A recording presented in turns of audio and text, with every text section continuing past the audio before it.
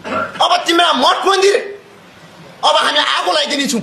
सुन जनक परियार, तल परियार के अर्थमा भनी यहाँ तेरो पुर्खाले त्यही मठ मन्दिर जोगाएर आफ्नो बलिदान दिए, तो रन्डीको छोरा त्यही मठ मन्दिर जलाउँछ रे। जलाता छ भने हिम्मत आज जलाइस भने तेरो भोलि टाउको पशुपतिमा चढाइदिन्छु के कुरा गरिरहेछ। विदेशी गु खायो भन्दैन मुजी भोग्ने होइन के, खा आफ्नो आफूमा राख के। सोसियल मिडियामा आएर मठ मन्दिर जलाइदिन्छु भनेर भाषण दिन नआइज के। तँ जस्तो त बिच बाटोमा घिसार्दिन टाउको ठुङ्गाएर मार्न पर्ने हो के।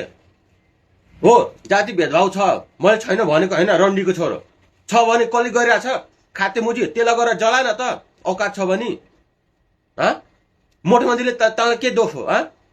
मठ मन्दिर जोगाउन हामी पनि छौँ के। हाम्रो धर्म मठ मन्दिर कसरी जोगाउँछौँ भने हाम्रो पुर्खाले सिकाएको छ के। तँ जस्तो खातेले बोल्न पर्दैन के रन्डीको छोरो।